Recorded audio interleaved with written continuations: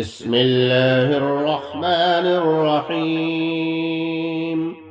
شروع اللہ کے نام سے جو بحد مہربان نہایت رحم والا ہے۔ وَإِن كَذَّبُوكَ فَقُل لِّي عَمَلِي وَلَكُمْ عَمَلُكُمْ أَنتُمْ بَرِيئُونَ مِمَّا أَعْمَلُ وَأَنَا بَرِيءٌ مِّمَّا تَعْمَلُونَ۔ اور اگر ان دلائل کے بعد بھی آپ صلی اللہ تعالی علیہ وآلہ وسلم کو جھٹلاتے رہیں تو بس اخیر بات یہ کہہ دیجئے کہ اچھا صاحب، میرا کیا ہوا مجھ کو ملے گا، اور تمہارا کیا ہوا تم کو ملے گا۔ تم میرے عمل کے جواب دہ نہیں ہو اور میں تمہارے عمل کا جواب دہ نہیں ہوں۔ جس طریقے پر چاہو رہو، آپ معلوم ہو جائے گا۔ وَمِنْهُمْ مَنْ يَسْتَمِعُونَ إِلَيْكَ أَفَأَنْتَ تُسْمِعُ الصُّمَّ وَلَوْ كَانُوا لَا يَعْقِلُونَ۔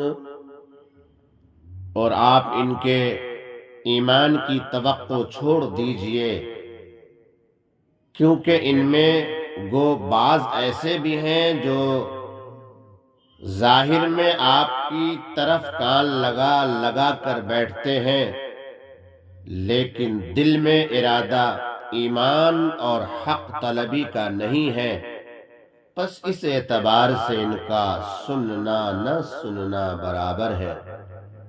پس ان کی حالت بہروں کی سی ہوئی ہے، تو پھر کیا آپ بہروں کو سنا کر ان سے ماننے کا انتظار کرتے ہیں؟ گو ان کو سمجھ بھی نہ ہو۔ ہاں، اگر سمجھ ہوتی تو بہرے پن میں بھی کچھ کام چل سکتا۔ وَمِنْهُمْ مَنْ يَنظُرُ إِلَيْكَ أَفَأَنْتَ تَهْدِي الْعُمْيَ وَلَوْ كَانُوا لَا يُبْصِرُونَ۔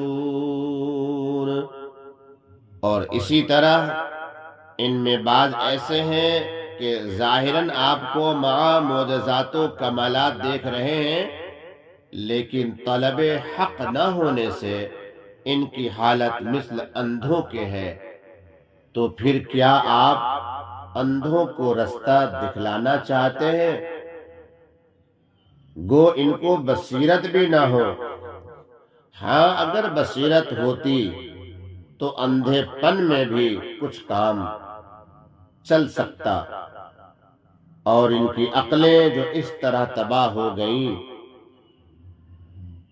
إِنَّ اللَّهَ لَا يَظْلِمُ النَّاسَ شَيْئًا وَلَكِنَّ النَّاسَ أَنفُسَهُمْ يَظْلِمُونَ۔ تو یہ یقینی بات ہے کہ اللہ تعالیٰ لوگوں پر ظلم نہیں کرتا کہ ان کو قابلیت ہدایت کی نہ دے اور پھر مواخذہ فرمائے، لیکن لوگ خود ہی اپنے آپ کو تباہ کرتے ہیں کہ قابلیت موجود ہونے کو ضائع کر دیتے ہیں اور اس سے کام نہیں لیتے۔ وَيَوْمَ يَحْشُرُهُمْ كَأَن لَّمْ يَلْبَثُوا إِلَّا سَاعَةً مِّنَ النَّهَارِ يَتَعَارَفُونَ بَيْنَهُمْ قَدْ خَسِرَ الَّذِينَ كَذَّبُوا بِلِقَاءِ اللَّهِ وَمَا كَانُوا مُهْتَدِينَ۔ اور ان کو وہ دن یاد دلائیے جس میں اللہ تعالیٰ ان کو اس کیفیت سے جمع کرے گا کہ وہ سمجھیں گے کہ گویا وہ دنیا یا برزخ میں سارے دن کی ایک آدھ گھڑی رہے ہوں گے، چونکہ وہ دن مدید بھی ہوگا اور شدید بھی ہوگا۔ اس لیے دنیا اور برزخ کی مدت اور تکلیف سب بھول کر ایسا سمجھیں گے کہ وہ زمانہ بہت جلد گزر گیا، اور آپس میں ایک دوسرے کو پہچانیں گے لیکن ایک دوسرے کی مدد نہ کر سکیں گے۔ اس سے اور رنج و صدمہ ہوگا، کیونکہ شناسا لوگوں سے توقع نفع کی ہوا کرتی ہے۔ واقعی اس وقت سخت خسارے میں پڑے وہ لوگ جنہوں نے اللہ کے پاس جانے کو جھٹلایا، اور وہ دنیا میں بھی ہدایت پانے والے نہ تھے، اس لیے آج خسارے میں پڑے۔ بس ان کے عذاب کا اصل وقت تو یہ دن ہے، ان کو یاد دلا دیجئے۔ اور دنیا میں ان کے اوپر عذاب واقع ہونا یا نہ ہونا، اس کی نسبت یہ بات ہے کہ جس عذاب کا ان سے ہم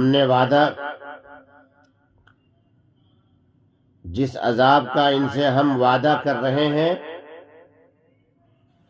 وَإِمَّا نُرِيَنَّكَ بَعْضَ الَّذِي نَعِدُهُمْ أَوْ نَتَوَفَّيَنَّكَ فَإِلَيْنَا مَرْجِعُهُمْ ثُمَّ اللَّهُ شَهِيدٌ عَلَى مَا يَفْعَلُونَ۔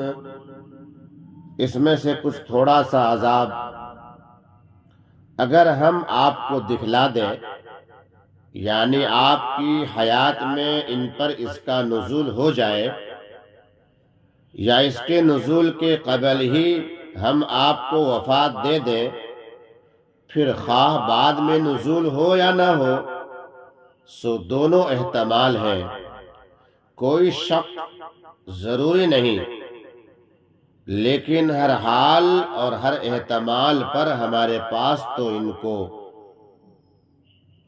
آنا ہی ہے۔ پھر سب کو معلوم ہے کہ اللہ تعالیٰ ان کے سب افعال کی اطلاع رکھتا ہے، پس ان پر سزا دے گا۔ غرض یہ کہ دنیا میں خواہ سزا ہو یا نہ ہو، مگر اصلی موقع پر ضرور ہوگی، اور یہ سزا جو ان کے لیے تجویز ہوئی ہے تو اتمام حجت و ازالہ عذر کے بعد ہوئی ہے، اور ان کی کیا تخصیص ہے، بلکہ ہمیشہ سے ہماری عادت رہی ہے۔ وَلِكُلِّ أُمَّةٍ رَسُولٌ فَإِذَا جَاءَ رَسُولُهُمْ قُضِيَ بَيْنَهُمْ بِالْقِسْطِ وَهُمْ لَا يُظْلَمُونَ۔ کہ جن امتوں کو ہم نے مکلف بنانا چاہا ہے، ان میں سے ہر امت کے لیے ایک حکم پہنچانے والا ہوا ہے، سو جب ان کا وہ رسول ان کے پاس آ چکتا ہے اور احکام پہنچا دیتا ہے، اس کے بعد ان کا فیصلہ انصاف کے ساتھ کیا جاتا ہے۔ وہ فیصلہ یہی ہے کہ نہ ماننے والوں کو عذاب ابدی میں مبتلا کیا جاتا ہے، اور ان پر ذرہ برابر بھی ظلم نہیں کیا جاتا، کیونکہ اتمام حجت کے بعد سزا دینا خلاف انصاف نہیں ہے۔ وَيَقُولُونَ مَتَى هَذَا الْوَعْدُ إِن كُنتُمْ صَادِقِينَ۔ اور یہ لوگ عذاب کی وعید سن کر بقصد تکذیب یوں کہتے ہیں کہ اے نبی اور اے مسلمانوں، یہ وعدہ عذاب کا کب واقع ہوگا؟ اگر تم سچے ہو تو واقع کیوں نہیں کرا دیتے؟ قُلْ لَا أَمْلِكُ لِنَفْسِي ضَرًّا وَلَا نَفْعًا إِلَّا مَا شَاءَ اللَّهُ لِكُلِّ أُمَّةٍ أَجَلٌ اذا جاء اجلهم فلا يستأخرون ساعة ولا يستقدمون۔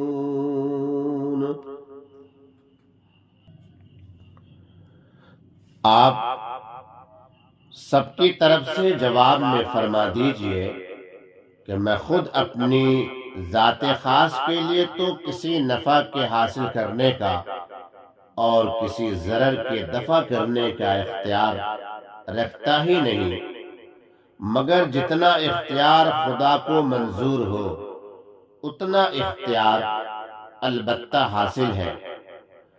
پس جب خاص اپنے نفع و نقصان کا مالک نہیں تو دوسرے کے نفع نقصان کا تو کیوں کر مالک ہوں گا؟ پس عذاب واقع کرنا میرے اختیار میں نہیں، رہا یہ کہ کب واقع ہوگا، سو بات یہ ہے کہ ہر امت کے عذاب کے لیے اللہ تعالیٰ کے نزدیک ایک معین وقت ہے، خواہ دنیا میں یا آخرت میں۔ سو جب ان کا وہ معین وقت آ پہنچتا ہے تو اس وقت ایک ساعت نہ پیچھے ہٹ سکتے ہیں اور نہ آگے سرک سکتے ہیں، بلکہ فوراً عذاب واقع ہو جاتا ہے۔ اسی طرح تمہارے عذاب کا بھی وقت متعین ہے، اس وقت اس کا وقوع ہو جائے گا، اور وہ جو فرمائش کرتے ہیں کہ جو کچھ ہونا ہے جلدی ہو جائے، جیسا کہ آیت متی ھذا الوعد اور ربنا عجل لنا قطنا میں ان کی اس جلد بازی کا ذکر ہے۔ قل أرأيتم إن أتاكم عذابه بياتا أو نهارا ماذا يستعجل منه المجرمون۔ تو آپ ان کے متعلق ان سے فرما دیجئے کہ یہ تو بتلاؤ کہ اگر تم پر خدا کا عذاب رات کو آ پڑے یا دن کو آ پڑے تو یہ بتلاؤ کہ عذاب میں کون چیز ایسی ہے کہ مجرم لوگ اس کو جلدی مانگ رہے ہیں، یعنی عذاب تو سخت چیز اور پناہ مانگنے کی چیز ہے، نہ کہ جلدی مانگنے کی۔ اور چونکہ جلد بازی سے مقصود ان کا تکذیب ہے، اس لیے فرماتے ہیں کہ کیا اب تو تکذیب کر رہے ہیں، کیا اب تو تکذیب کر رہے ہو، جو کہ وقت ہے تصدیق کے نافع ہونے کا۔ ثم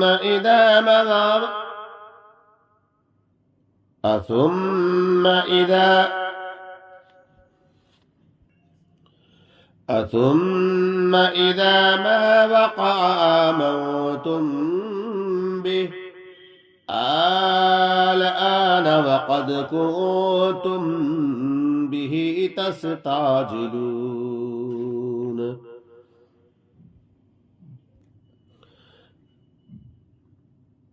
اس لیے فرماتے ہیں کیا اب تو تکذیب کر رہے ہو، جو کہ وقت ہے تصدیق کے نافع ہونے کا۔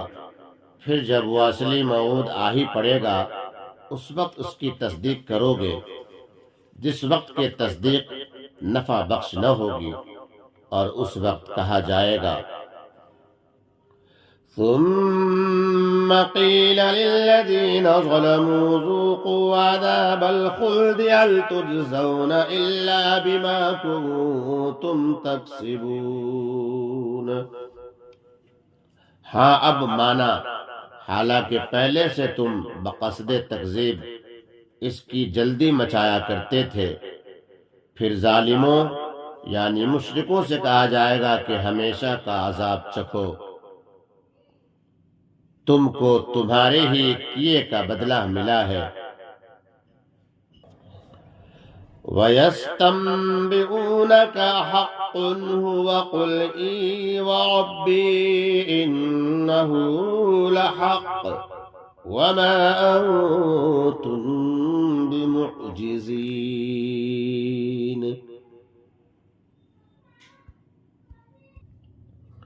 اور وہ غایت تعجب و انکار سے آپ سے دریافت کرتے ہیں کہ کیا عذاب واقعی امر ہے؟ آپ فرما دیجئے کہ ہاں، قسم میرے رب کی کہ وہ واقعی امر ہے، اور تم کسی طرح خدا کو عاجز نہیں کر سکتے کہ وہ عذاب دینا چاہے اور تم بچ جاؤ، اور اس عذاب کی یہ شدت ہوگی۔ وَلَوْ أَنَّ لِكُلِّ نَفْسٍ ظَلَمَتْ مَا فِي الْأَرْضِ لَافْتَدَتْ بِهِ وَأَسَرُّوا النَّدَامَةَ لَمَّا رَأَوُا الْعَذَابَ وَقُضِيَ بَيْنَهُم بِالْقِسْطِ وَهُمْ لَا يُظْلَمُونَ۔ کہ اگر ہر مشرک شخص کے پاس اتنا مال ہو کہ ساری زمین میں بھر جائے، تب بھی اس کو دے کر اپنی جان بچانا چاہیں گے، اگرچہ نہ خزانہ ہوگا اور نہ لیا جائے گا، لیکن شدت اس درجے کی ہوگی کہ مال ہونے کی تقدیر پر سب دینے پر راضی ہو جائیں گے، اور جب عذاب دیکھیں گے تو مزید فضیحت کے خوف سے پشیمانی کو اپنے دل میں پوشیدہ رکھیں گے، یعنی اس کے آثار قولیہ و فعلیہ کو ظاہر نہ ہونے دیں گے تاکہ دیکھنے والے زیادہ نہ ہنسے، لیکن آخر میں یہ ضبط و تحمل بھی اس کی شدت کے سامنے نہ چل سکے گا، اور ان کا فیصلہ انصاف کے ساتھ ہوگا، اور ان پر ذرا ظلم نہ ہوگا۔